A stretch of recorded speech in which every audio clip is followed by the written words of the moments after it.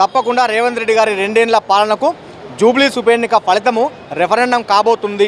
తెలంగాణ రాష్ట్ర వ్యాప్తంగా ఉన్నటువంటి ప్రజానికానికి రేవంత్ రెడ్డి గారు సర్కారు ఇస్తున్నటువంటి సంక్షేమ పథకాలు ఏవైతే ఉన్నాయో, ఇంద్రమ్మ ఇల్లు కావచ్చు, సన్న బియ్యం కావచ్చు, రేషన్ కార్డులు కావచ్చు, మా నిరుద్యోగ సోదరులకు 65,000 ఉద్యోగాలు కావచ్చు, మా బీసీ సోదరులకు ఏళ్లుగా పెండింగ్లో ఉన్నటువంటి బీసీ రిజర్వేషన్ 42% కావచ్చు, మా ఎస్సీ సోదరులకు 30 సంవత్సరాల నుంచి రిజర్వేషన్ కోసం కొట్లాడుతూ ఉంటే రేవంత్ రెడ్డి గారి సర్కార్లో ఎస్సీ రిజర్వేషన్ మేము ఇంప్లిమెంట్ చేయడం జరిగింది. ఈ విధంగా ప్రజలకు ఒక్కొక్కటిగా ఇచ్చినటువంటి హామీలను నెరవేర్చుకుంటూ వచ్చినాం. తప్పకుండా జూబ్లీస్ నియోజకవర్గ ప్రజలు విఘ్నులు, మేధావులు ఆలోచన చేస్తారు.